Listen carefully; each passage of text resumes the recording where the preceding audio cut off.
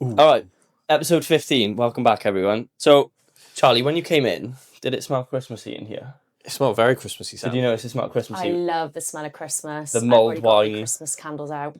So, do you know what else smells Christmassy? What else smells Christmassy, A Sam? log burner. If you would like to get a log burner or a stove, us stoves will give you 10% off if you walk in and say, look, I listened to the podcast. I'm looking to get a log burner. Can you fit it for my Christmas? That's class. Good to go. NP40JL if you're looking for those guys. Right, Lauren Stockley, thank you so much for coming. Hello. Yes.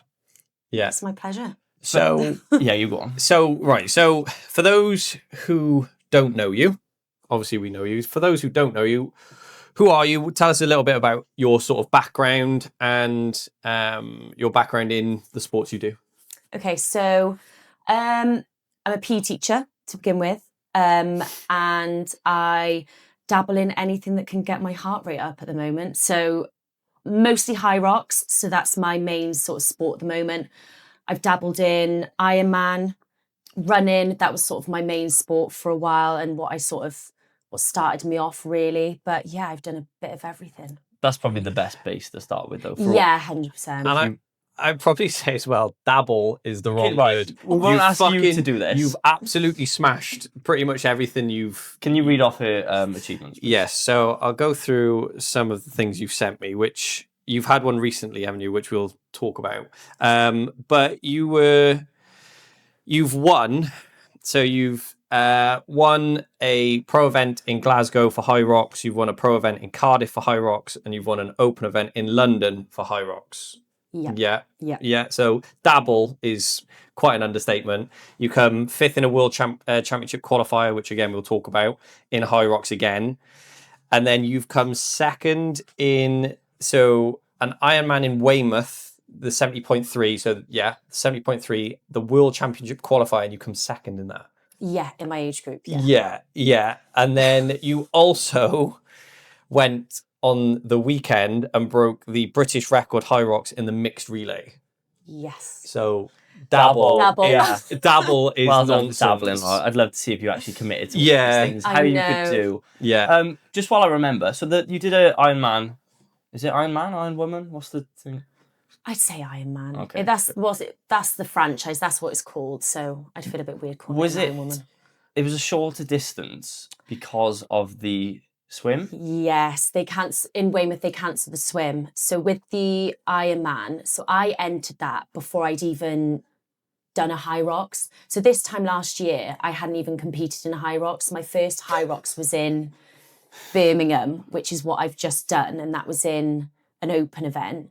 But before that, I'd broken my arm.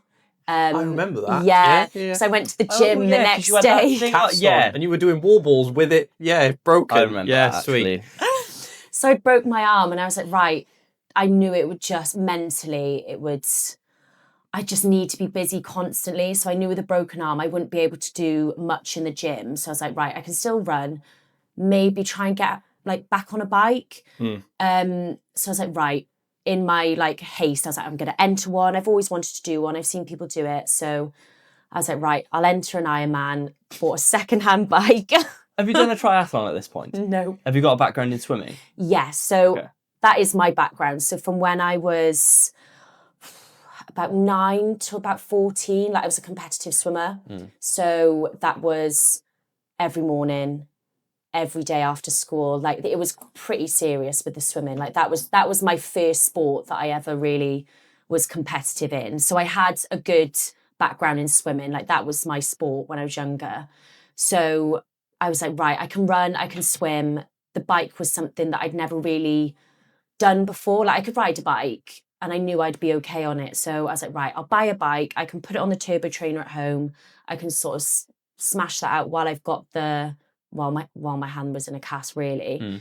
So yeah, that's how I sort of got into trying to do an Ironman. Understandably, you just went from 0 to 100. I go to 0 for and when with 100 is that a trait of yours then? Is that something that you've always kind of been in terms of when you were a kid, sporty and going into that competitive side? Has that always been in you? Yeah, 100%. I'm one of those people that it's all or nothing, and either you could see that as a good thing or a bad thing, but especially with sports, it is 0 to 100. I don't see it as a bad thing. I see it's a bit of a weird comparison, but when you find people like Matthew Pritchard, who was on Dirty Sanchez, if you remember that, like completely addictive personality, but when they start doing something, it's either, right, how can I make a shitload of money out of this, or how can I be the best in the world at it, otherwise I don't want to do it. And you find it with people who give up like drug addictions or alcohol addictions, and then they go into something like, You've got to find another thing. they're just addicted to something else. And I think people like us, because I like not on the same level as you, but I'd very much be in that category of, right, I have to just do this or I'm not doing it at all.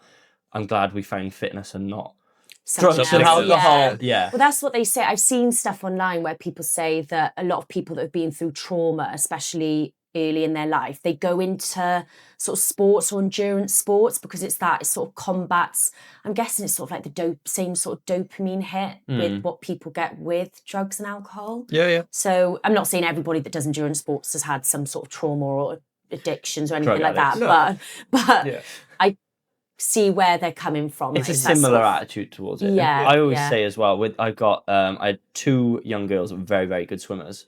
And the amount of time you have to put into that to be good at it is just so far above everything else at that age. And I thought, if you had someone who's like, good at football, really enjoys their football, but they were getting up at 5 and they were doing drills or going to the gym every morning and they were training football every evening, they would be so far above everyone else. But that's just what swimmers do. Yeah, and it's a hard one. So it was that classic thing. Like I went through the swimming lessons, went through all the stages. They were like, oh, you're quite good at this. And I sort of just moved up from going, 3 times a week to then to like a club level and then into a performance squad where I was training, like 8 times a week, really. And that was before school, after school. And like my parents were always so supportive. Like they were happy for me to do whatever I wanted. They were happy to get up at 5 a.m. And like at that age, you don't think about it. You're like, oh yeah, my mum will take me, but not everybody's not everybody's parents will do that. And like now I look back on it and I'm thinking, oh, if I have kids in the future, like, oh God, I'm so sorry. 5 a.m. to like I would do it, but it's a lot of time for them to put into it as well. And like all the galas over the weekend at different like all over the country, really. That takes up their plans over the weekend as well. So how old are you? I'm 25. Do you very much want to get all your athletic endeavours ticked off before you have kids? Yeah, 100%. That would be the best advice I could give you. Yeah. Just do what you need to do first, then do it after. Yeah, and I've said this so many times. I want to get the most out of what I can do at this age and then sort of think about kids. Like if someone asked me, do I want kids now? I'd definitely say no. Like that. No. People go, oh, it's selfish. That's not selfish. What's selfish is having kids and then trying to do it. Yeah. And that's the thing. I wouldn't be able to put like my whole, because you do sort of to begin with, like not that I've got kids or really know a load of people around me that have kids, but you do have to put your life on hold a little bit for obviously your partner and your kids that you've got to look like. And I will say this, got to bring them up. I've got 2 young kids, and we got another one in December coming. It is way harder for the women than the men as well. Yeah, and I've said this to Tom, my boyfriend, and I say this to him all the time. I'm like, if there was a choice and we could decide who would have the kid, I was like, you could have the kid. yeah, fair. Because it's not even the time. It sounds horrible, but I know it's a lot of. And I think it sort of shows that I'm not ready to have kids, because I think it's like the whole, at the moment, I am selfish with what I'm doing. Like I do enjoy pushing my body to the limit. And I know that you've got amazing people like Tia Claire Toomey who went and had kids and then came back and she's still achieving. And that's the thing. Like I need to be able to support like the family that I'm bringing up. And also like it's the body changes as well and not being able, like I said, I go from like 0 to 100. So then being sat at home with a child that obviously wants your attention 24/7 and not being able to just be like, right, 10 minutes, I'm going to go for a run, see you in a bit. Like I know I wouldn't be able to do that. So I think mentally I'd have to be definitely in the right space to. You said selfish. I don't think selfish would be the right word. I think it would be only selfish if it impacts on someone else. Whereas if it's just you and Tom now, and you both obviously love training because you did that Hyrox together the other day. Yeah. Like it's not selfish. That's definitely not why I would go with it. So you started really young with that. Where did you start sort of taking running seriously and lifting weights in some capacity, like whether it's just like squats and deadlifts or? So when I was in school, it was that classic try and do as much as I could. So it was like netball, hockey. I did a bit of horse riding at one point. I was going to ask, are you like because you seem like you are a person that can be naturally good at lots of different sports when you put your mind to them. Are you someone that can kind of pick up a sport and run with it, or are you so obsessed with it that you just become good at it because you are 100% in it? Yeah, I just like, I put my effort into any sport that I was doing. I just enjoy getting better at whatever the sport is, like especially when I first started weightlifting. And I'm quite good, as they don't call it, like, you're not allowed to call it visual learners now, but I think I'm quite good at seeing something, like seeing a technique and then being able to put that into my own performance. Why can't I call it visual learning. Oh, it's I do it all the time. You're a teacher though, aren't you? Yeah, they can't. Something about not calling it visual learner. It's something different, but you can call it visual learning. Yeah, we're okay. Visual learner, but the main goal of this podcast was for you to not lose your job. So if that could not happen, no, it's fine. Great. They didn't care about that. You know so going back to your swimming as well, to tie in with your running, was it longer distances you swam? Shorter. Shorter. Sprinter, yeah. So you're a sprinter with the swimming, but now you've gone into long distance, more running, and wow. What stroke did you do? I was butterfly and breaststroke. So the longer distance really was sort of, especially with butterfly, was like your 200 meters. So that's 8 lengths of a 25-meter pool, and that hurts. Like, that's hard, and I used to absolutely hate it. So I enjoyed the sprinting, short and sharp. I don't know why I went into the long distance with running, but it was more sort of when I went. So going back to like when I was talking about school, so I was doing the swimming, but I also was like, oh, you're kind of fit, you can go and do the cross-country races. And I just I did well in them. So my teachers were like, well, why don't you go and join a running club? And because I'd done well at the cross-country, it was more sort of, oh, I'll go and do the 800 and 1500. And so that's what I started competing in with athletics. So I was doing the swimming, and then like on a Tuesday and Thursday, I go down to Cwmbran Stadium and run with a running club there. So that's how it sort of started, the running. But I was always a better runner than I was a swimmer. I think it was more that... Wow. Okay, right. I think it was more that I'd been in the swimming for a long time. The people I was training with, I saw them more than my grandparents. Like, it sounds a bit cringe, but they were like a family. Like, I saw them 24/7. You're in it all day, every day. Yeah, and like my coach used to see me cry if a race didn't go well. They'd know like everything about your life. So I think I enjoyed being in that sort of environment, even though it's an individual sport. I enjoyed being in that environment. And so even though I was a better runner and I was winning and could have got to a better standard in running, I sort of stayed with the swimming more and quit the running.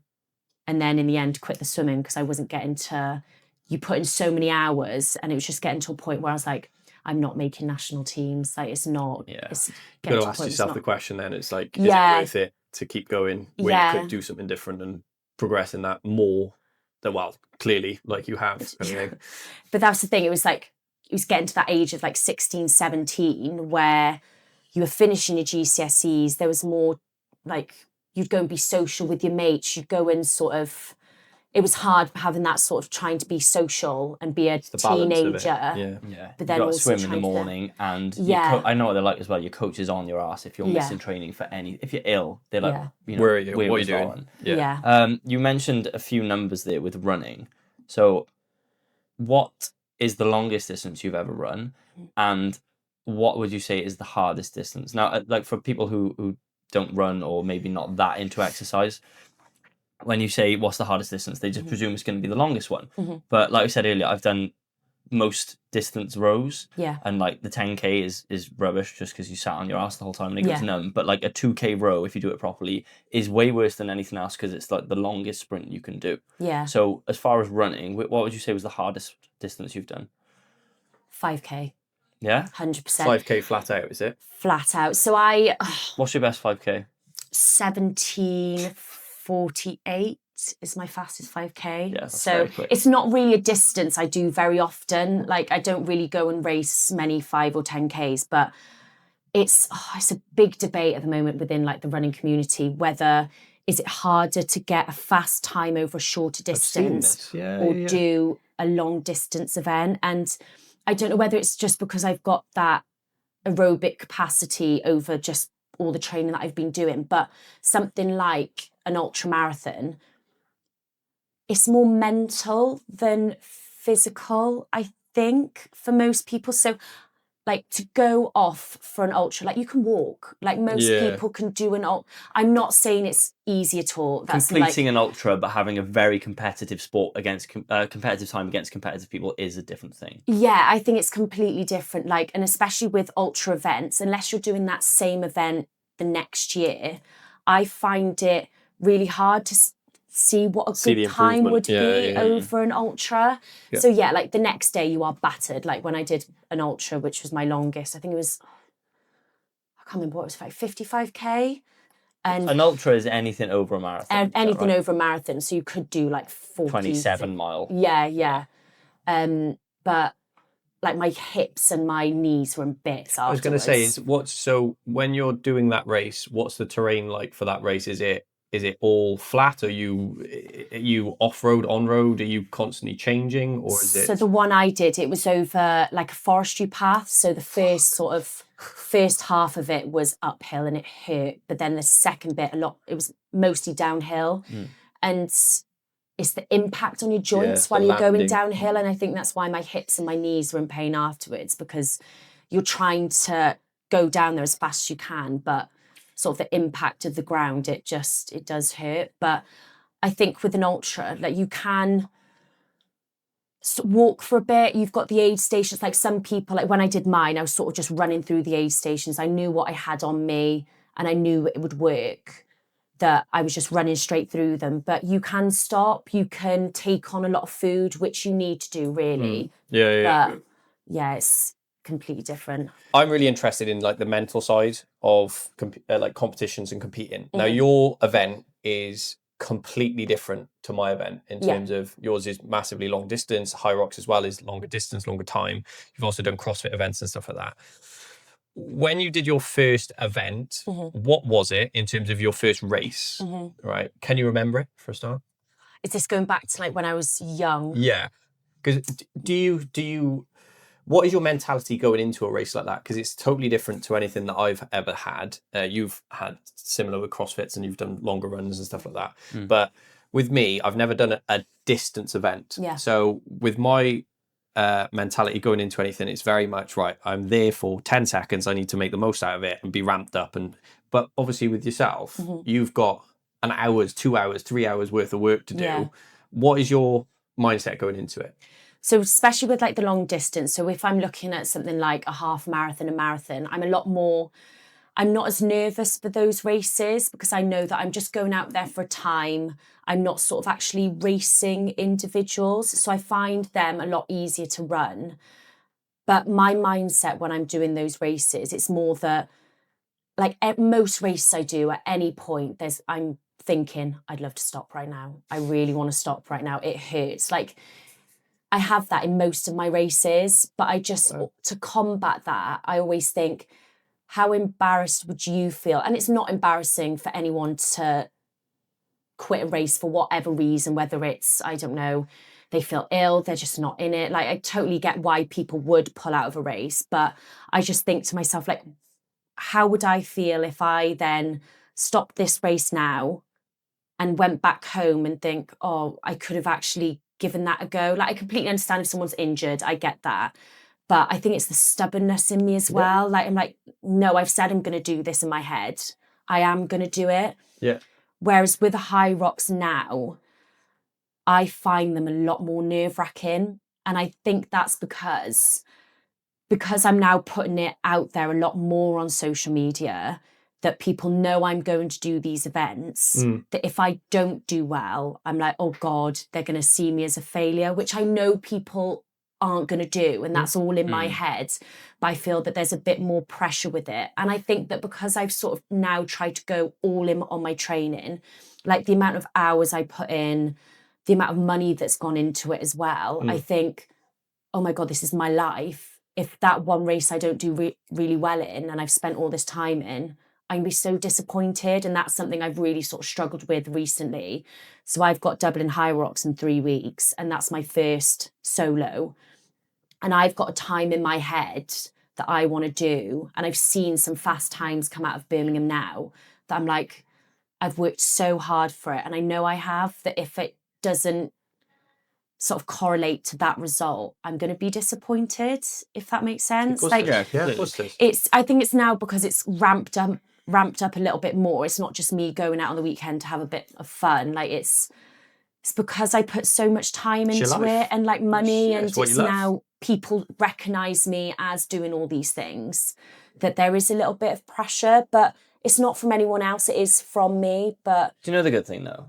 That's exactly how you should feel. Yeah. If you didn't feel like that, you just don't care. You wouldn't do it. Yeah. It's like if I went and did a Hyrox now, no one would care how I did if I did it in an hour and 5 minutes, or if I did an hour and 45 minutes. Like I don't have that pressure, and like pressure is a privilege because you do so well at it that people expect you to do well. Yeah. So it's great that it's there, but it's just hard that you have to actually go through it and live with it and deal with it. But I think you're right where you need to be in the sense of like mindset for that. Because if you didn't care, like what's the point doing it? I think as well, we talked about it on one of our first pods, and we were talking about like it's funny because to me you're the closest thing to an elite level athlete in the sport of Hyrox that I'll ever get to speak to, because I'm not into the sport. So for me, listening to you is like listening to an elite Hyroxer. Now, what we talked about recently on one of the pods was basically using like almost a negative mindset to fuel a positive result. Yeah. And you've just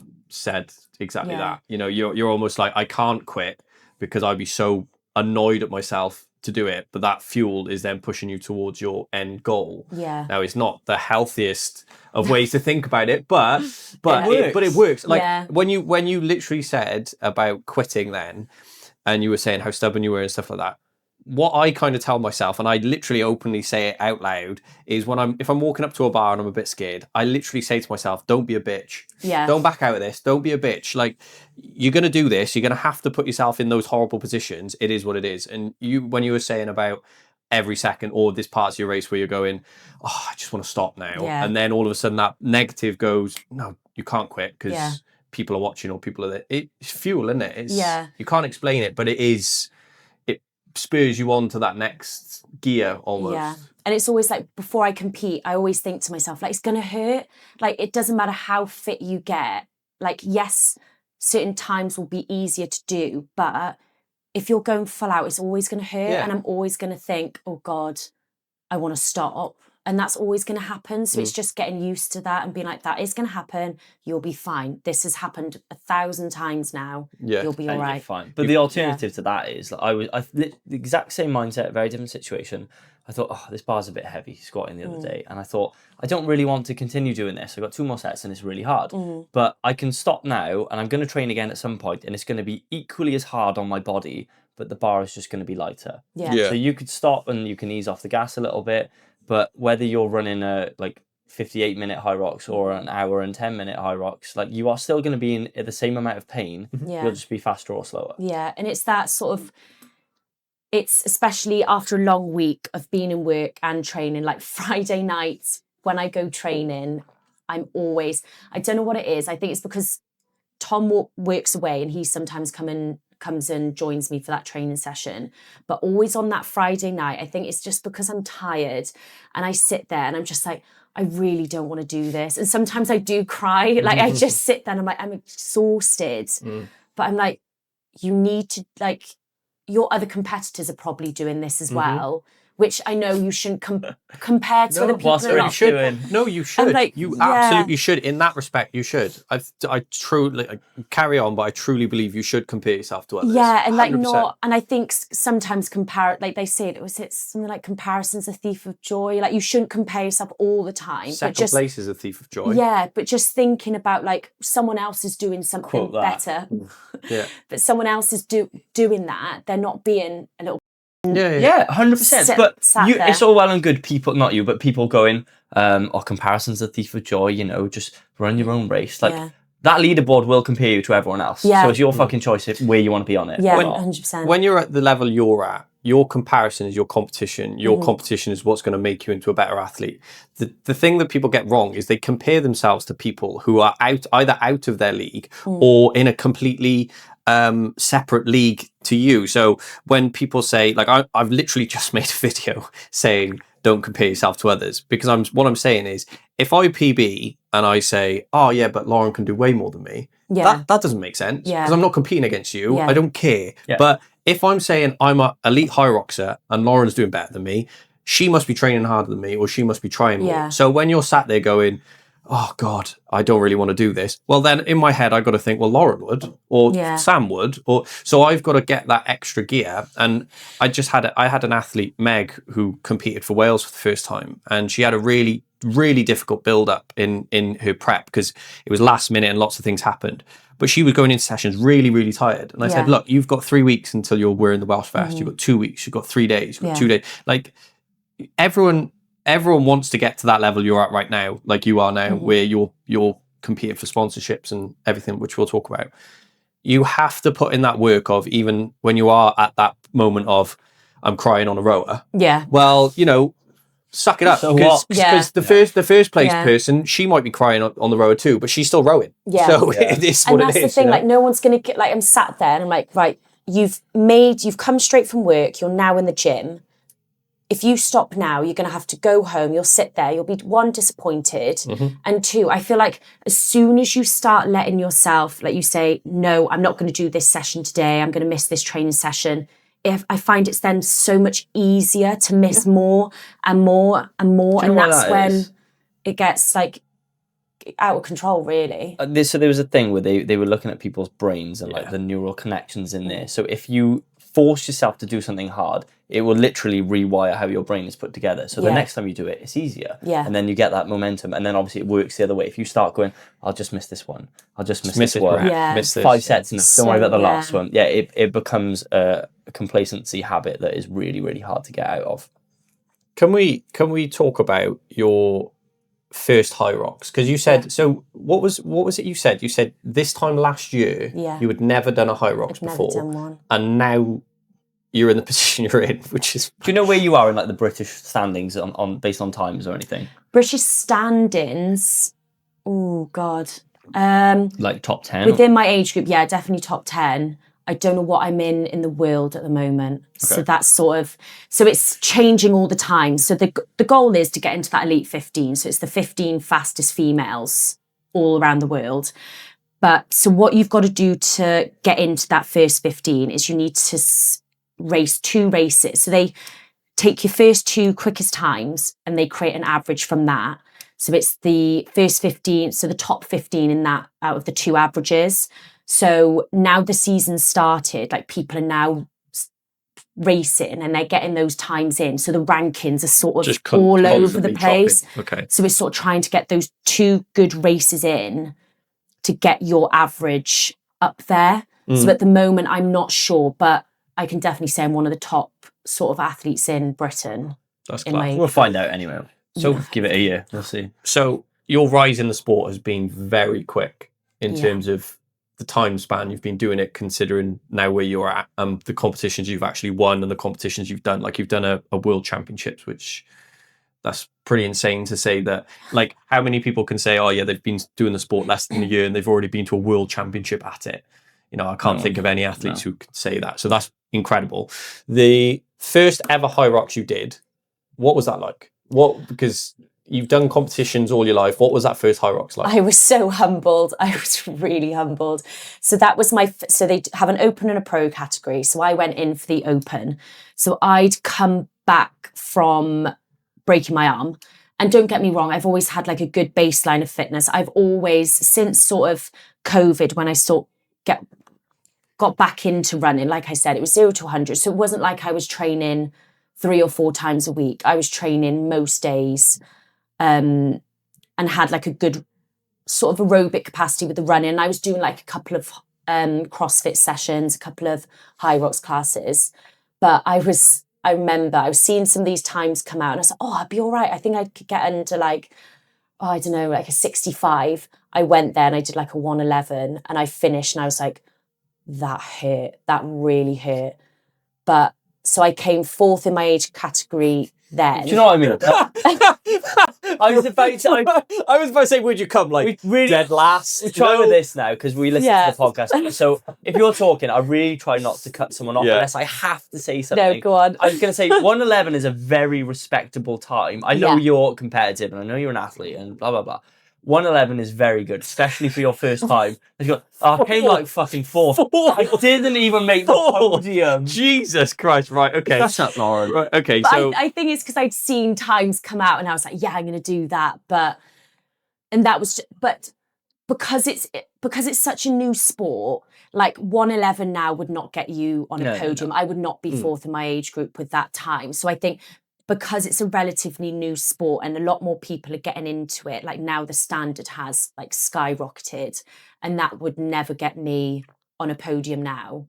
But I do get what you mean. And I think that's me being hard on myself. Like I do sort of set goals. But it and then works because here we are. Like CrossFit did that initially. You could do American football and you'd lift in your gym and you'd be kind of fit and you could go to regionals like the first year of just training for a bit, and then it took longer than Hyrox, but that does not happen anymore unless you've got a really big background in weightlifting and gymnastics. You just don't do it.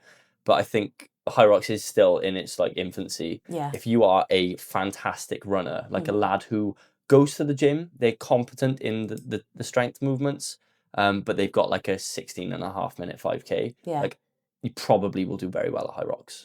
You know? And that was what drew me to it. So like, yes, I enjoy running and I'm a good level club runner, but I was never going to get to like a professional standard. But I also loved going to the gym. Like Tom introduced me to the CrossFit side of it and I absolutely loved it. I loved sort of all the different movements that you could do. Like, so when I was in uni, I was doing like the classic like bodybuilder workouts in uni, and I enjoyed it because it was something different from the running. But when I went over to do a little bit of CrossFit, I loved trying to do all these new skills and trying to master them. So I think it was more that I knew I was never going to get to a good standard at like Olympic weightlifting, and I knew that was something that wasn't going to supplement my running. So it was sort of that in between where Hyrox had perfect split. So it had the running and it had that perfect split of like a little bit of strength, because you could see that I've seen like good standard runners going into a Hyrox, and their running splits are amazing, but once you get them on those sleds, they're like, oh my god, this is a completely different ball game, because they got no exposure to anything else other than running. Because a lot of runners, that's the problem, is I will always advocate for doing your strength and conditioning by doing any sort of like resistance training, because I think that's why I haven't had that many injuries. Like, I've broken a couple of bones, but that's me being stupid. I was going to ask about the injury thing, but you said about doing bodybuilding training. I was just imagining you doing a bro split and like, chest. Don't get me wrong, it was more towards legs than any sort of upper body. But that's such a female thing. Female bodybuilding would be, and I don't want to say like, diminish anything with like bums and tums, but no girl goes in worrying about how big their shoulders and their arms are. It's a very different goal with it all, whereas me and you would probably be a little bit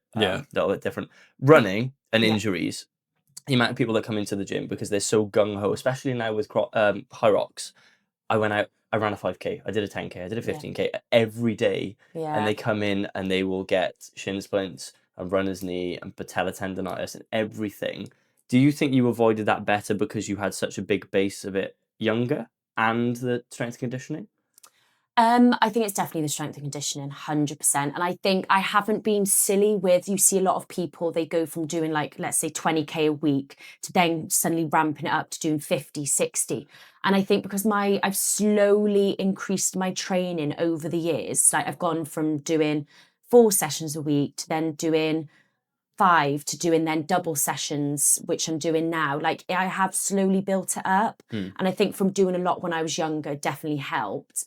But it's having that sort of knowledge of strength and conditioning, because I think it's just helped my joints massively. Like I've never really had problems with my knees, never really had any problems with my ankles. Like you hear people saying like they always roll in their ankles. Like I've never had those problems. And I think that is from resistance training, 100%. Because I'm not going to lie, like my I'm not the best with my warm-ups. I'm not the best at stretching. And that's something that I do need to take seriously. But I think You hit 30 and you're 25. Yeah. Yeah, you're 25. You're fine at the minute. So when you say you built it up slowly, yeah. right? For the listeners, what kind of time frame are you talking about slowly? Because we were talking about it last week about building a foundation, build a base. Yeah. Right.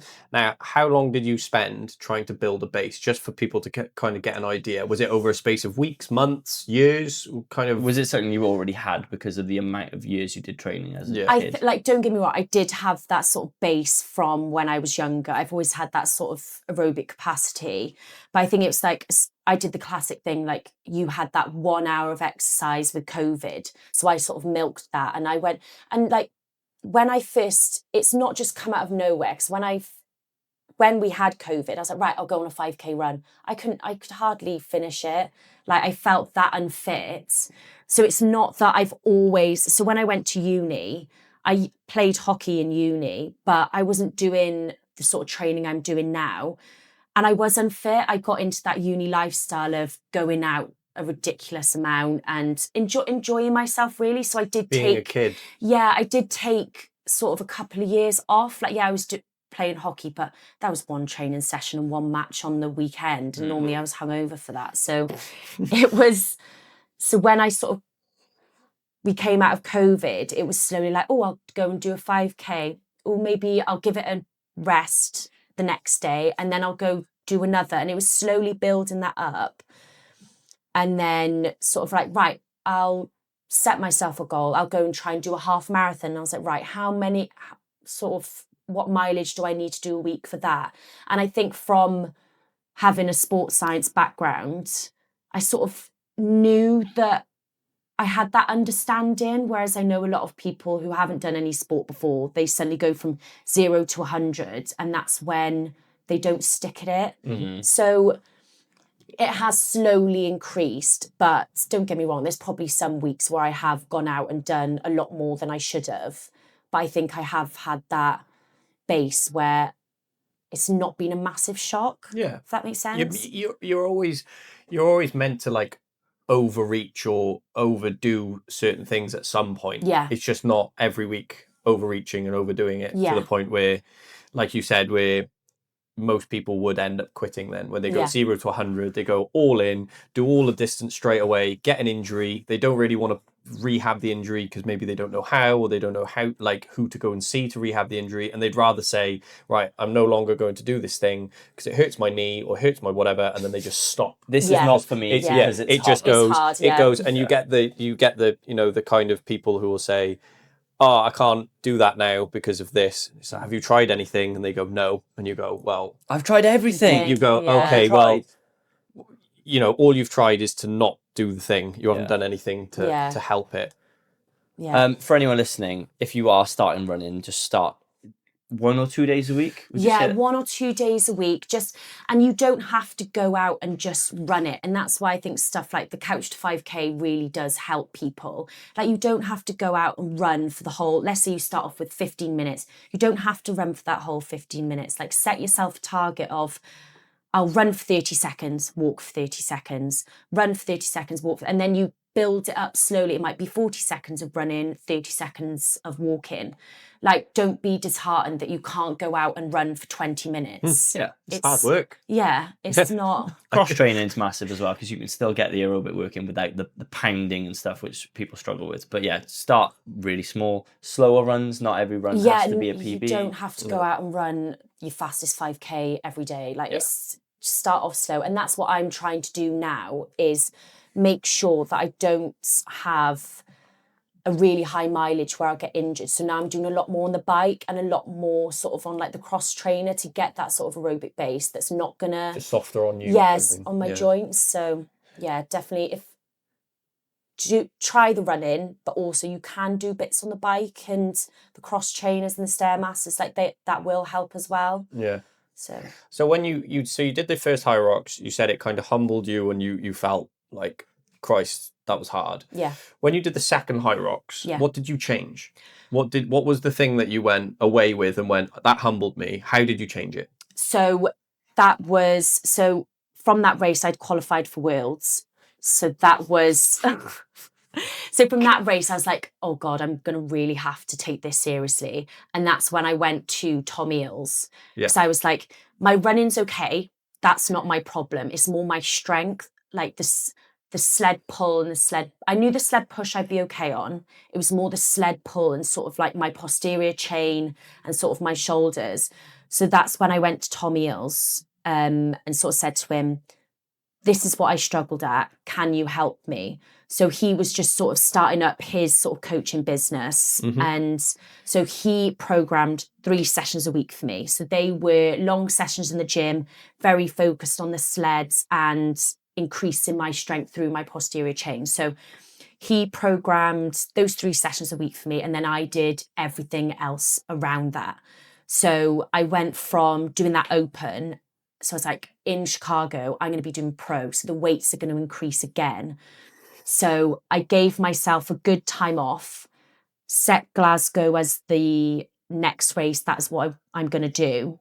And sort of just went with his program really. And it got me really strong. And that's what... What would a normal week look like? What was the emphasis on? Because I can't imagine it would... People see the strength in Hyrox and they will just be doing heavy sled push, heavy sled pull. They'll be doing weighted wall balls. They'll be doing weighted lunges. But was there a lot more of an emphasis on like a general base and things like that? So with the strength side of it, I wasn't just doing sled works and wall balls. Like I was doing cleans, I was doing push press. I think it was just an overall sort of strength focus with a bit of a focus on sort of that posterior chain with the sled pull. But so yeah, he was doing those 3 sessions for me. But this is why I've now got a different coach, because my problem was that I was doing those 3 sessions, which were amazing, but I was doing everything else. And my mindset, the same 0 to 100, I was like, I need to get my mileage up. I need to be trained 2 times a day, nearly every day. And that's where I needed someone to be like... Overlook in charge of everything. That's my problem. Like, I will always say my work ethic has never been a problem. I will do as much as I can, as hard as I can. But that is my problem, that I will burn myself out, which was a problem last year, that I need someone to say to me, these are your training sessions for the week. Don't do any more. Don't do any less. Yeah, nice. And that's why, so Eales got me to the world champs and I saw the most improvement there. And I'm so grateful for him for doing that for me. But I thought I need now someone, which is horrible because he's a good mate, but I need someone who's got that aerobic background as well, who knows a little bit more about Hyrox and that sort of endurance side of it. So that's why I've now changed coaches that now he programs everything for me. That's perfectly reasonable. I don't think it's a knock on Tom at all. Tom's a fantastic coach. But it's like the more specific you get into things in the higher level, it would make sense that has someone who's maybe, I've done this. I know Hyrox is relatively new, but someone who's been there, done it, he's already in the mix with Hyrox and is sort of qualified in the sense of done it already. There's I forgot the name of the strength and conditioning coach, but he does MMA fight, like UFC level fighters, and he will go to their training, their MMA training or their rolling or jiu-jitsu or whatever, and he'll watch them as well to watch the intensity of those sessions to see how he programs the strength sessions for them. Because if they say, I had an easy session today, and they're going in and just like hitting lumps out of each other, he'll be like, that's not an easy session. So that matters to what we do here. So if you have a really heavy aerobic session that Tom doesn't know about, it might impact the strength more than that was the problem. Like I was doing so much random stuff around it that I'd never really tell Tom exactly what I was doing. Like he had a bit of an inkling and like he'd see me on the weekend and like go and doing random WODs. But yeah, it was definitely, I needed to find someone. So I'm with a guy called Ollie Russell now he's been in the Elite 15 for doubles. Like he's been there and done it, but he's also surrounded by a lot of people in the industry. So, and he also had done 70.3 Ironman. So I needed a coach as well that could implement that into my training. So yeah, it was just I needed, and the support's been amazing because they've got a lot of different athletes at the same level as me, and I've been given those opportunities to go and train with them because at the moment it is quite lonely. And that's what I do miss. Like I was going to a lot of the Hyrox classes at Shadow Valley and going to loads of different CrossFit workouts. And I love the class atmosphere. And I'll always say to people, like, if you want to get into fitness, go to a class. Like, I know it's scary to begin with. And still now I go into gyms and I'm like, oh God, it's a bit nerve wracking. You don't know the people there. And I get nervous, but I love a class. But because of my training now, I can't You've really. got to do it on your own. There's I've only got to do so it on my far a own. class can take you. Yeah, and it's obviously not specific to everyone's goals, but that is one thing I do really miss. But I know that it's sort of that like sacrifice that I kind of have to make. Being that elite athlete, isn't it? Yeah, I think you can still drip feed them in the sense that Yeah. you might get one session a week or a fortnight that's like, just go and have fun with it. Just have Yeah. a sweat on, zone 2 for 60 minutes. Like Becky Watkins is a perfect example. Yeah. Like legitimate elite CrossFitter Yeah. who will do her own training and she will always do Go a and class. do a doing class. it. So it's not like it's you can't do it. Yeah. Sorry, go on. I wanted to ask, so this past weekend, Mhm. what event was that? And because you did 2 races, Yeah. and then you did one with Tom, your Yeah. partner, on the Saturday, Yeah. and then you and 3 others in the team event broke a British record Yeah. the day after already doing a Hyrox. Can you explain to me? So I'm a total newbie to Hyrox, right? Yeah. So you did the one with Tom. So what was the one with Tom? Was that a pro or was that an open? So with Hyrox, you've got, when you go to World Champs, you've got your pro. Everyone's got to do a pro weight. Right. And then you've also got the same sex doubles. So you've got 2 women and they'll do the pro, 2 men and they'll do the pro.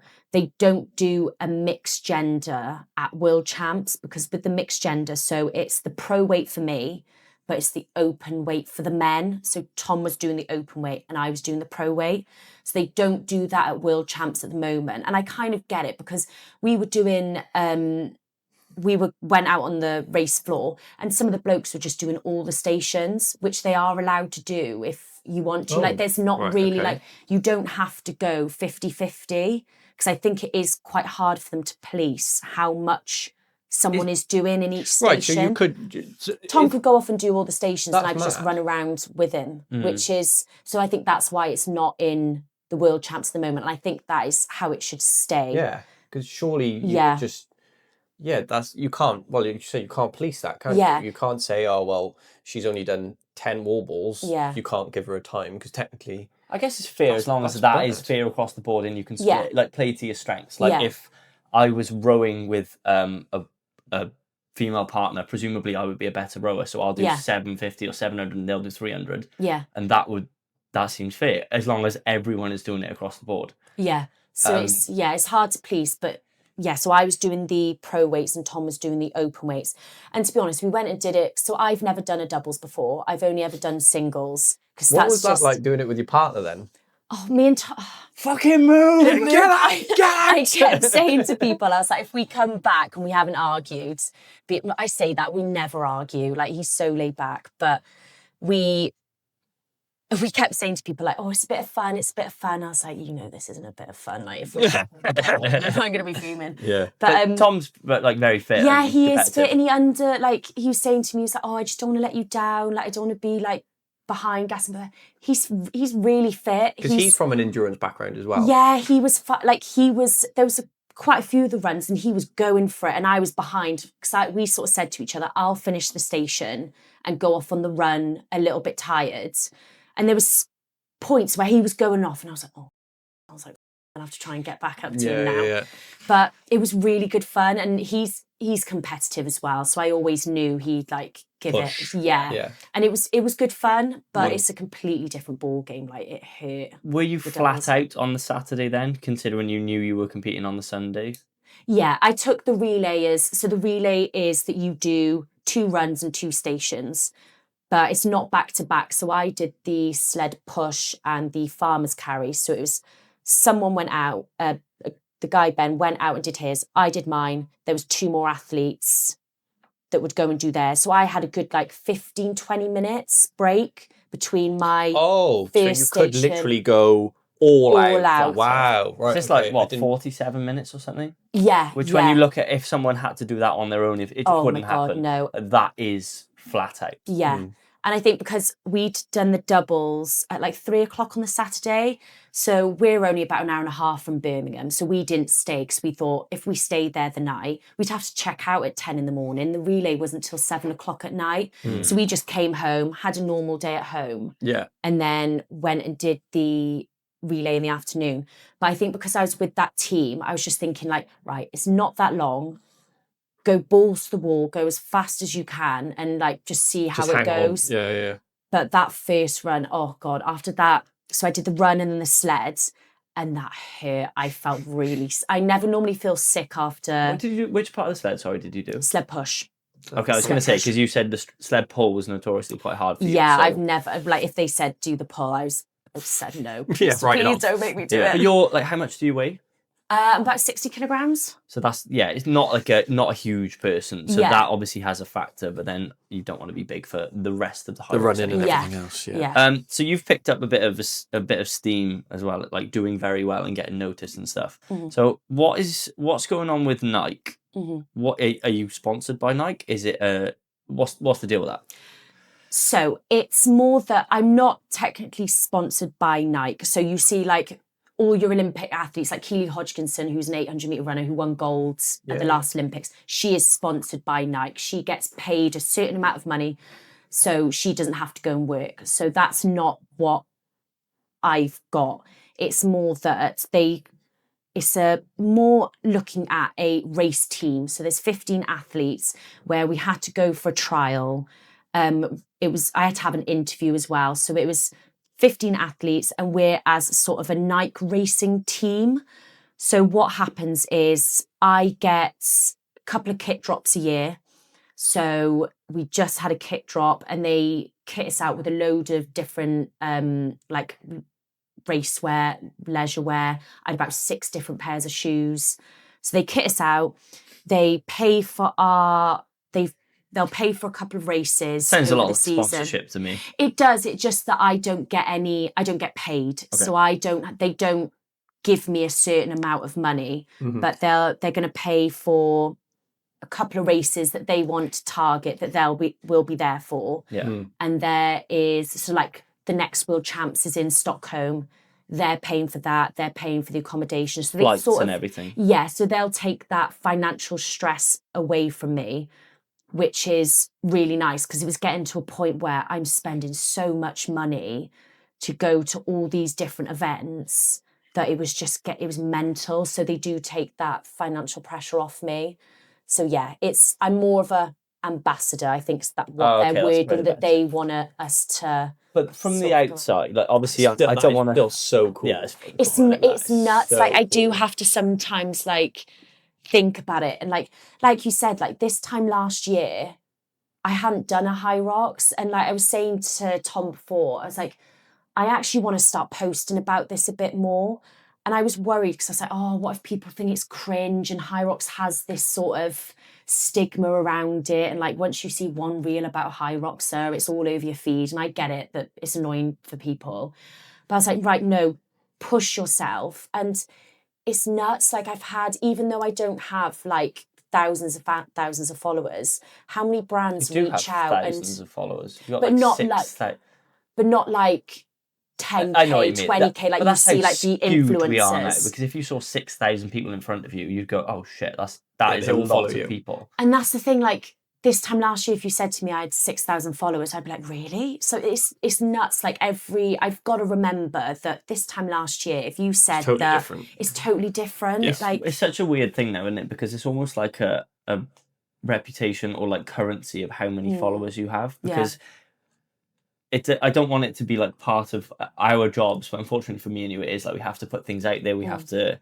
not do a podcast. We get to do a podcast. It's just fun. But like advertising and social media is a massive part of it, because if you've got 100,000 followers, it's really hard to not make a load of money if you're switched on. And like, that is a massive thing with it. So obviously you're a full-time teacher now. Yeah. And I want to look at how training looks outside of your work hours. Yeah. But the not sponsorship that you've got with Nike sounds an awful lot like something that could be worked into a sponsorship if it goes well. Like is being a full-time athlete something that you want to do? Or I've put in brackets, and I know it's a bit of a joke, like full-time influencer in the sense that you have a big following and that is a way of paying your bills? So I'm sort of in this limbo stage at the moment where it's like I'm on that cusp. So I keep saying this next 6 months will be like a massive telltale of what the future's going to be. So being a full-time teacher, and I commute an hour for my job. So I work in Bristol. So I've got like a 2-hour commute every day, and I've got to try and fit that training around that.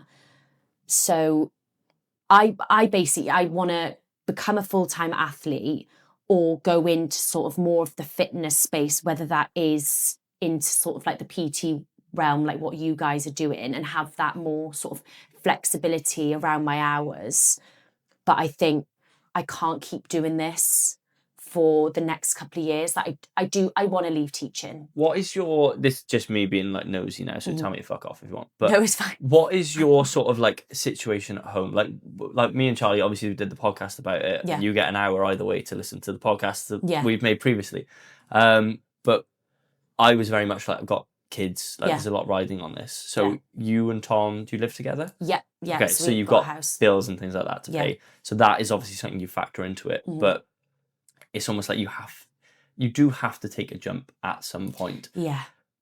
So have you thought about like putting the feelers out there as far as like personal training or online training and things like that? Yeah, so it's that sort of, it's making that jump. So it's almost going from a job that I went to uni, like I did sport and exercise science, and then I was like, right, I don't really know what I'm actually going to do with this. What do I do? So I was like, right, I either do 2 years of a physio degree or I do 1 year as a teacher. And I was like, I'll do 1 year. Like I just wanted to get into like just being a normal person and actually earning money. So I went into that. So it's sort of taking that leap of something that I did work hard for, and it's something that's stable, that I know is going to pay the bills. Like I'm never going to really lose my job. Like I'm never going to be like made redundant. They always need teachers. But it's taking that jump of like, we have a mortgage. I've got loads of bills to pay. Like it's not as easy as like Just I'm living at home and I'll give it a couple of months. Like I've got stuff to pay for. So it's sort of taking that leap of leaving my job and going into something like a PT, which I think I would really enjoy. And it's something I've thought about for the past sort of year. But it's sort of, how do I slowly... It's without taking time off work. Do they offer anything like a sabbatical where you can... They do, but I don't know whether that would... I think you've got to go and do something like, I'm going to go and teach in, I don't know, Australia or somewhere else to like better your career. So what the plan is going to be, hopefully, is, well, I'm leaving my job in Bristol. I'm moving to a school which is closer to home. So it'll be about a 20-minute commute. So I think the next couple of years, I'm going to see how that goes. But ultimately, I want to leave teaching, do a PT course, and then go into... So I can still go and do supply. I can still go and be a supply teacher, even though that's something I kind of don't want to do, because I know how kids teach, how they treat supply teachers. But you do get good money from it, and I can choose my hours. So they sort of ring you up like, do you want to work today? No, yeah, I can come in and sort of try and do part-time with a PT, and then sort of fill my hours with the supply teaching. So that's what I want to try and get to, and then slowly sort of hopefully build up that clientele. And I know a massive thing at the moment is the online sort of aspect of it. But I also sort of, I don't know what it is. It's almost like imposter syndrome. I'm like, what if no one wants to... No, it won't be that. I promise you it won't be that. Yeah. Can I give you one bit of advice with the PT stuff? Yeah. Right. A coach of mine basically said to me when I said I wanted to become an Olympic lifting coach, he said, the one thing that you will have when you become an Olympic lifting coach is your training yourself. Your own training will take a hit. Yeah. 100% will take a hit. Yeah. And because I'm very much like you in terms of the 0 to 100. When I'm in it, I'm in it. When I'm out of it, I'm out of it. With Olympic lifting, I'm 100% all in. I love the thing. I didn't understand that until literally 3 or 4 years down the line, when I looked back at how many athletes I had kind of progressed. And then I looked back at my own training and went, you're like, I haven't competed in 4 years. I haven't done this. And it's the thing with the online stuff is great because you can Yeah. create programs and you can sell to anyone, and it doesn't consume your time where you could say, I've got this program, Sam can buy it. Sam doesn't even need to message me. Sam can just buy it, and he knows you because you're a top Hyrox athlete. Yeah.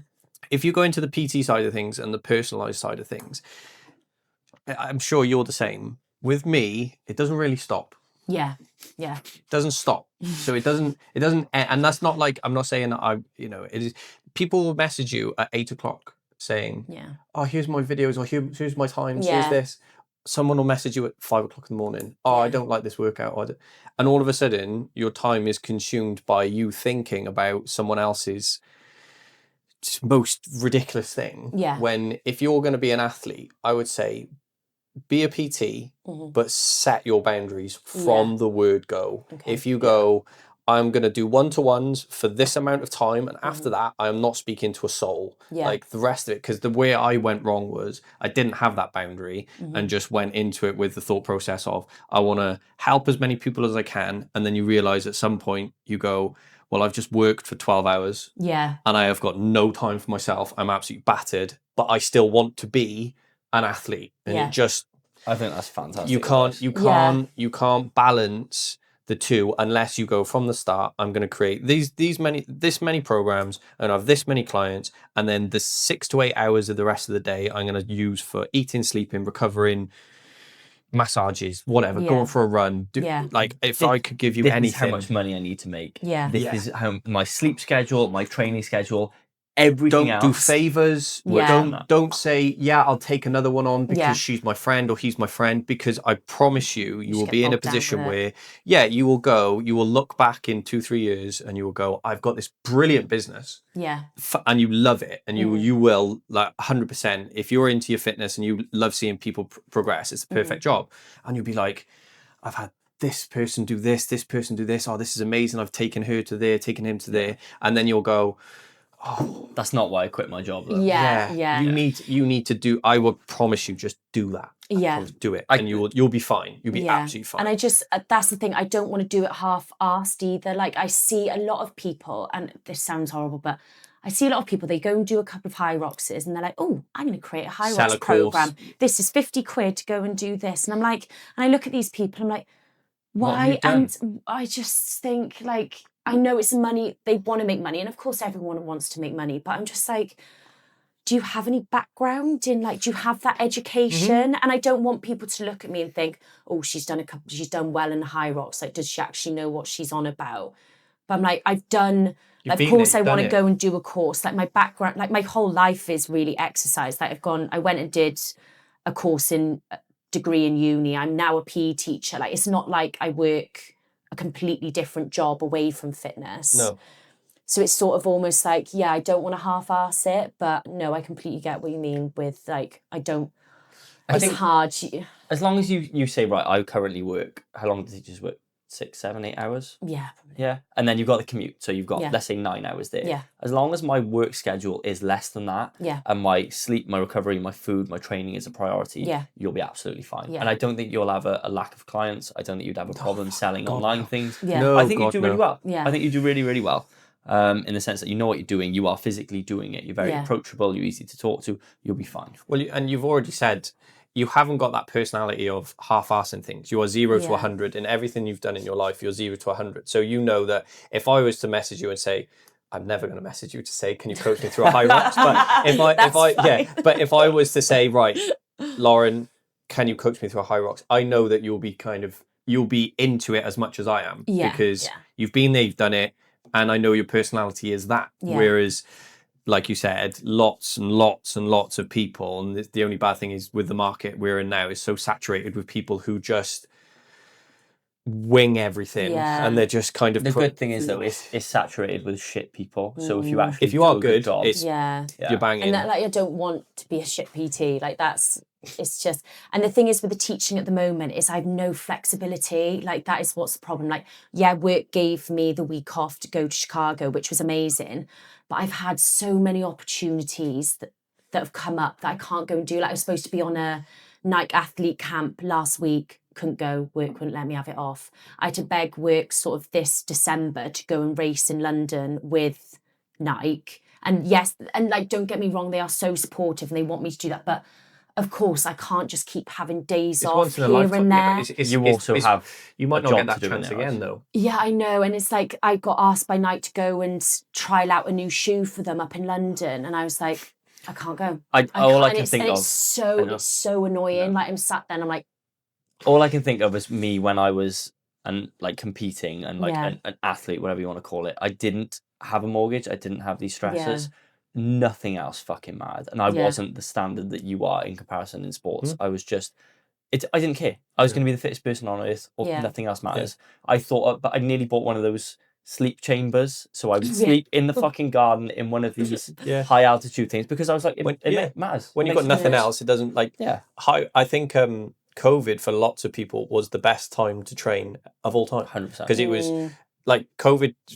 My progression after COVID was the best it could have ever possibly been, just because you woke up when you wanted to, you ate when you wanted to, you slept when you wanted to, you trained it's like as much me on as you want. half term at the moment. doesn't- I woke up at 8 o'clock in the morning. I was like, oh my God. Yeah. I was like, I've had 9 hours sleep, but this never happens. Yeah, that was the closest I'll ever get to training like an athlete, where you could actually live that.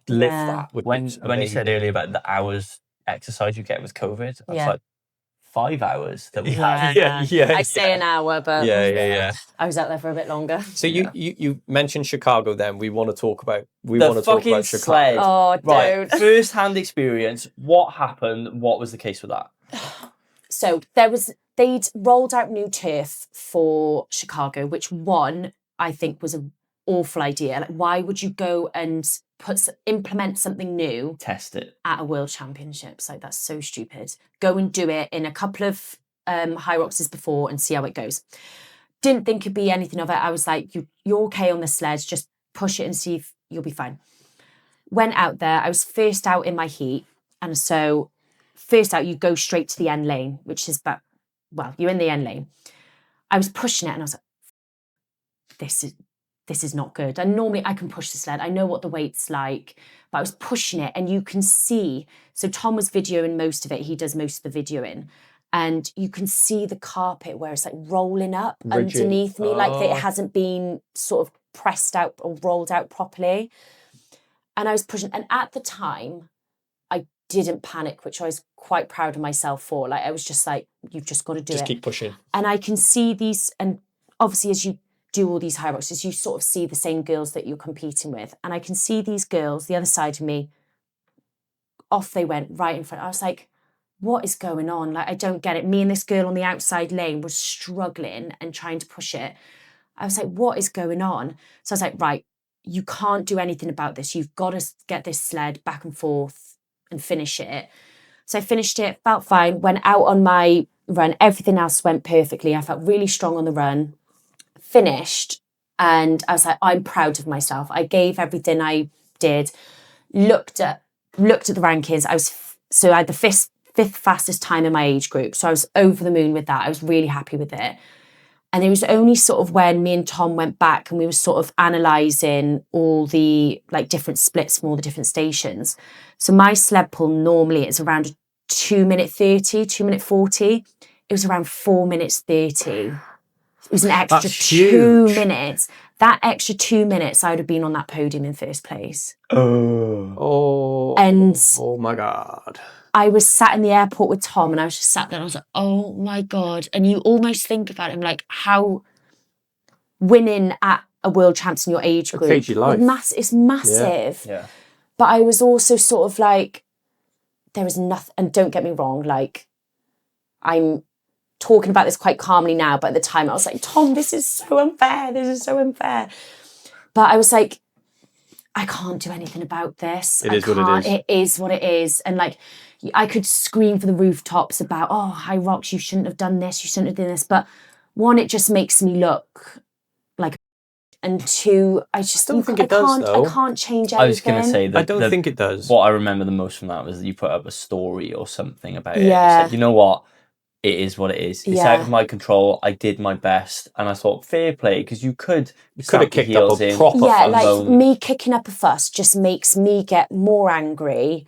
I wouldn't have been able to do anything. Well, it was the video, the viral video of the guy couldn't push his sled. Then he just literally ran over to another sled, pushed it mega easy, went back, and he was just like, there's clearly a difference here. And you can't, at that moment, you can't do anything anyway. Like, they're not going to rip up the turf and go, oh, you have that sled over there now and take it off that guy. It just is what it is. It's so hard in the sense of like sports like Hyrox and CrossFit when you have inconsistencies like that. Like, what was the CrossFit one recently where a rower didn't work? The GHD snapped. A bike just switched off. And you can't go and re-race it. You are just, it is just, it is what it is. It wasn't my day today. And then the other thing would be judging. So like, obviously there's a bit of a thing with standards on wall balls. A lot of people go to Hyrox and you just see, you're getting into this, you just see a video and it's someone who's not racing for a world championship. Doing it for fun. What's the alternative? You keep them there all day until they squat to depth and they physically cannot get below depth. We said this and it was one of our clips, but you signed up for it. You signed up for it. I don't go and I wouldn't sign up for Cardiff, Cardiff half and go, right, okay, I'm not going to do the Cardiff half track. I'm going to suddenly just take a massive detour to make it easier for myself. Do the standard, do the distance, do the thing. Think like me or you are going, right, this is the standard, this is what we have to do. They go, I'm doing it for fucking fun. And then what? Is there a time cap on it now? Is there a time cap on Hyrox? I don't think so. I don't know. That's where it gets murky, because if you've got someone who gets there in an hour and a half and they've got 90 minutes then to do 100 wall balls. What I think it does, it breeds bad form into the sport. 100%. I think, So if you have a sport that you go, right, there's no rules, you can squat to that depth, you can squat to that, you can use a box to do them, then it just allows everyone to go, well, why are you no repping me? Why are you no repping me? Why, like, she's doing it, he's doing it. If you go from the start and you go, right, this is the wall ball, you squat below parallel and you hit the target. You've got no arguments of if someone comes over and goes, oh yeah, but you no rep me. Yeah, but you know the standard. You've signed up for it. Like, if there's a beginner standard of Hyrox where they say there are no rules, I get it, but you can't then compare your time to, like, there was a video on that Hillier Fit, you know, that, I love it, and he basically there was three Hyroxes in a line. One in the middle was doing a wall ball to full depth, one was doing it to kind of parallel, and then there was one next to her that was doing it nowhere near to parallel, and they were all in the same race. And how can you say, oh yeah, that girl there has beaten that girl in the middle when she's doing a completely different race? It's are the standards harder at like the higher level you go in, like the pro? I think so when you go and look at the pros, like, they will no rep you if you haven't got that depth, and that's what it should be. Like, if it's you haven't hit depth, that's your fault. I get both sides of it, because I've seen, like, even in Birmingham, when me and Tom got there early, we were looking at the wall balls, and you look at people and you're like, oh my God. It's like, and some people, you're like, if you no rep every single one of those wall balls, you are not going to finish. And it's just, and I think people need to let that be a lesson. I love that. But I think people need to have a hard look at themselves and sort of think, can I actually do a wall ball to the proper depth, to the proper standard? No. Should I maybe enter this? No. Do you see what, like, but then it's, I think they're trying to be really inclusive, which I do think is great, but also, like, if you are saying to people and you're holding the elites and the higher standard of Hyroxers to that standard, that I get that you should hold it to everyone else. But when I was watching it in Birmingham and you see some of these people, you're like, oh my God, they're not going to finish if they no rep every single one of these wall balls. So I get it. I think people do need to think, can I actually do a wall ball? No, I shouldn't do it. I need to go away and work on this before I actually go and do it should wake it. Well, like you said, when you did your first Hyrox, it humbled you in certain ways. You went away then and had the opportunity to go, okay, I've been humbled by something, I'm going to work on something. If you go and do a Hyrox and you don't do any wall balls to depth and no one tells you that you're doing that, you're going to think that's completely fine, and you're going to go to another Hyrox and do another thing. And then when you do start getting no repped, all of a sudden you're going to be, oh, well, hold on. The last one I did in Birmingham was fine. Now I'm in Glasgow and they're telling me that I'm no repped there. You don't want to have that embarrassment, you know, two Hyrox, 3 Hyroxes in, where someone then does start going, like, you get someone like me as a judge who comes up behind you and is like, no rep, you know, but it's not the judge's fault. They're doing the job. But it's, the one thing I do love about Hyrox, and we spoke about it, we've never really said a bad word about Hyrox, but the Hyrox thing I love about it is the inclusive, the inclusivity into it. Is it inclusive for the sake of being inclusive, or is it inclusive because they make a shitload of money? Money. Mega money. That's what I mean. Like they do, I think it is a money maker.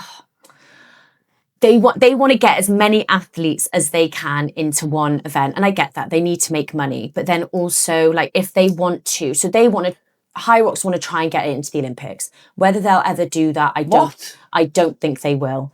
You could have breakdancing in the Olympics. Yeah, but that lasted Let's a year. be fair. Yeah, but it was still in there. They had that Hyrox in for a year. Australian woman who just completely trolled the whole Olympics, and she was, apart from the the Turkish guy, she was the best meme from that one.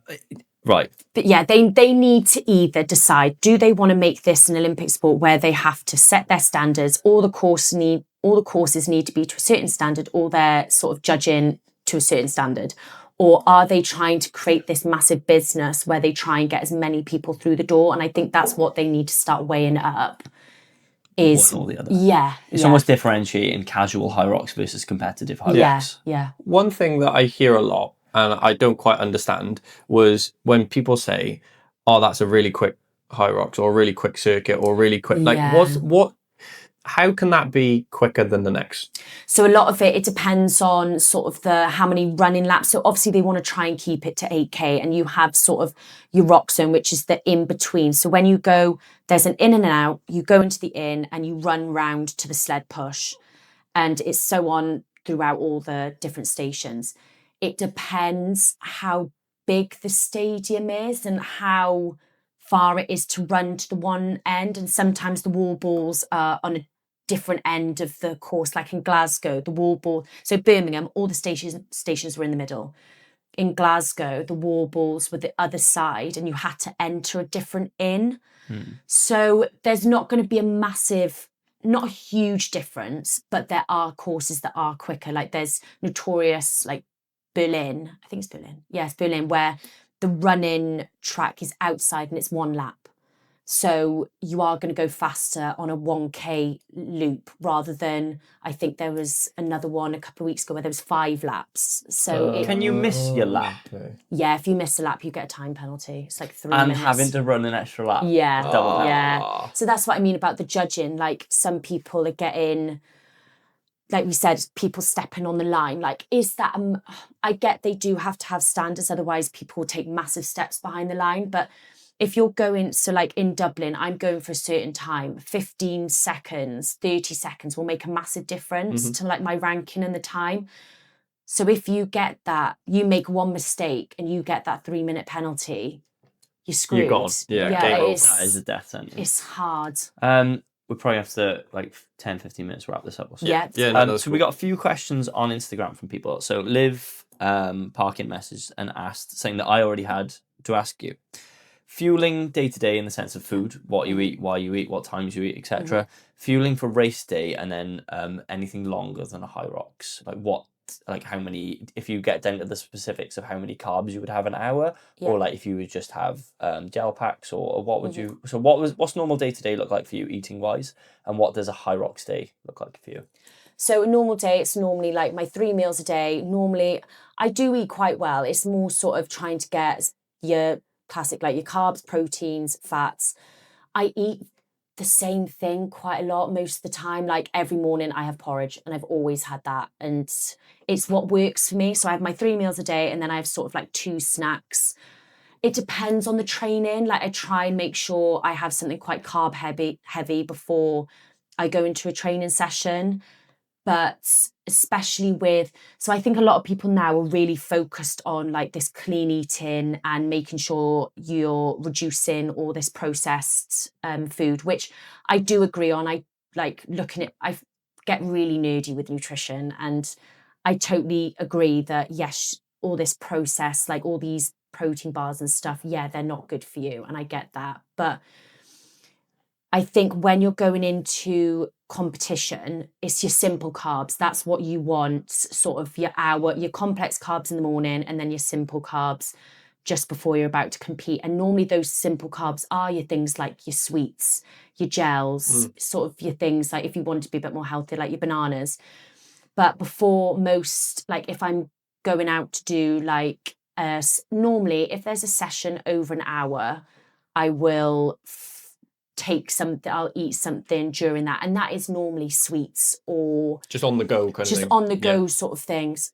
But it's context, isn't it? Like, if you sit on your ass and just eat sweets, like, they're not very good for you. If you're doing a 30k run, You're using not that as fuel, having aren't you? sweets, in the sense of if you had that or nothing, would be bad for you. Like, I think there was a study between honey and then simple carbs, as in like dextrose or just like the mud water they have, where it's just sugar and salt. Oh, yeah, They mix that. There was no difference between that or Haribo in what you got out of it than honey. So you could get it from a natural source. Yeah. But it's a lot easier to eat Haribo than honey on a run, isn't it? You know what I mean? I know that I should have like a banana, some dates and some honey, but then to try and, like, it's so easy to just put a gel in like my sports bra and just go off. And I know that's there, where it's like a date or a gel or something like a date or a banana, it's hard to sort of carry around with you. Yeah.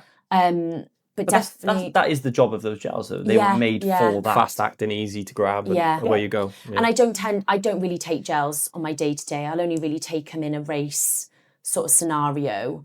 But that's something I'm now looking for towards Hyrox, because I always went into Hyrox and I was like, oh, it's not long enough to fuel in between. But I finished my race and I'm out of it. I just feel a bit like, I feel dehydrated. I feel sort of, I don't know, like...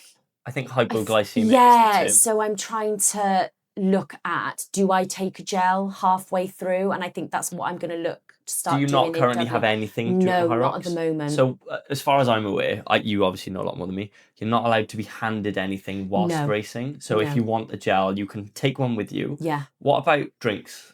Not allowed to be handed drinks. There's a station within, so where all the stations are, there is a table with water, but it's the same when you do it for a marathon. They give you these little cups.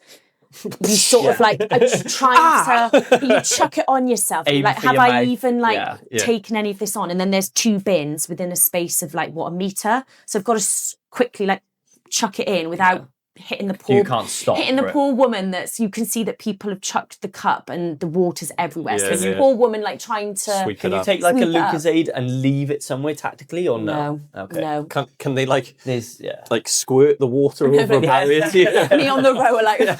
Tom's got a Lucozade shooting it in.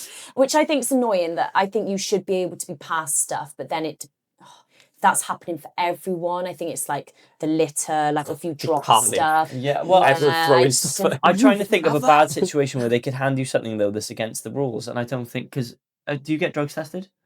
I've never personally been drugs tested, but they're now putting it into sort of perspective that if you get to that elite level, you are drugs tested, which it should be. Like if there's money involved. It's like CrossFit, isn't it? Like. You know what I mean? I can't think of anything that you could be handed though that would be boost your performance. Yeah, there's nothing. Yeah. It's not like you can. I think it's more like the litter, or like if something falls on the floor and if someone gets hit, then it's someone's handing someone a mason jar with because they don't want the plastic, and like that's the worst example. Like, you know what I mean? Like, there's glass everywhere now.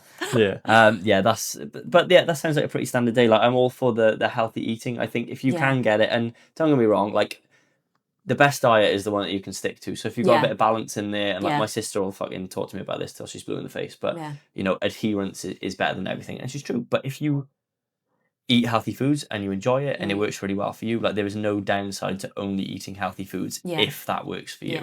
But then gels, the purpose of a gel is to have it whilst you're doing training. So if you were doing like an ultra marathon, 50 miles, 50k, somewhere around there, would you then sort of have one every hour, or? Yeah, they say, I think it's like 60 grams, or is it 2 grams per? It changes as you go on. I've been told 60 grams an hour, but with a marathon, some people just take gels. I find that if I'm taking those gels for the whole time, I don't feel full, and then I start to feel a little bit sick. So, you know, when you can tell have that you're food in hungry you. and Yeah, your yeah, stomach yeah. just feels empty. Substance. So I tend to, that's why I sort of try and eat the sweets. I try and so when I did my 50K Ultra, I was eating like the little croissant, they're not croissants, I don't know Serene? what. Yeah, I had Serene before. Like That's malt something loaf. I was eating when I was doing my Ironman, but just something that's Chewable, small, edible, and swallow in, rather than just a gel that's just Don't sit on you. I think it helps my stomach as well. And if you're constantly taking gels, it's There is a ratio for the carbs you're meant to have, and Yeah. the first hour was I can't remember if it's for me or the specifics, but it was 30 to 60 grams. Yeah. Second hour 60 to 90, and then 90 to 120s. 120 grams of carbs It's a is a lot. lot to get in. it's a lot. especially whilst you're running and Yeah. trying not to throw up. It's a bit easier with the Ironman because if you're on the bike, you can have you've got your drinks bottles on there. I saw a reel of someone with I think it was one of the French Ironmans, and they had a whole baguette and then drinks underneath it, and I was like, oh my god, how could you stomach Perfect. Charcuterie board. The endurance races do become Ross Edgley did the swim around Great that? Oh, Britain, that's insane. and he said it was just an eating challenge. Yeah. The swimming was Just forcing, hard, but forcing. you got in, 6 hours to sleep and eat a full pizza twice a day, and it was just it Seeing became they so were much. doing a bagel with every kind of butter. topping on it, and he was just it looked like goop. It was just honey, Nutella, it was everything, and he was just It's just calories. just forcing it Not in. even hungry. Have you got any extra questions? Have you got any? Tom had one. Yeah. Well, we've done this kind of mentality, but I've put, what are 3 bits of advice you would give a complete beginner that's never done a Hyrox event to kind of look out for, or to kind of prep for the day? You mentioned before with your kind of CrossFit competitions, where you mentioned a really simple one, but it does make a difference about bringing spare clothes, so you're not sat there in Every event clothes. have a new piece of clothing, so you're not piece of just clothing. obviously getting cold. Obviously with Hyrox you don't have lots of different events, but it's still, you would probably figure out things as you go through your Hyrox, which you're I needed that on the first time, but I didn't have it. Is there anything that you would kind of recommend? Not massively. I think definitely trying to take something on just before you go out. So like I said, the sweets or half a gel. I think one thing that people sort of overlook is actually, I know it sounds a bit boring, but looking at that rule book just before you go out, because there is a lot of rules in Hyrox that you don't actually, and the movement standards, with the burpees, I think a lot of people don't go in there and realise, and then they have the judges shouting at them, and obviously they're mid-race, so they don't really understand what's going on. Look at those movement standards, and especially with the sled pull and the sled push, look at what a good technique looks like. Because when I first went in to do my first one, I was like, sled pull, I'll just sit there and try and pull it your arms are absolutely battered. You can't do it. Look at the pros, see what technique they're looking at, what they're doing, and try it before you go into the Hyrox. Go find a gym with a sled and practice on it before. Nice. So just general research. Just research it a bit more. Don't go in.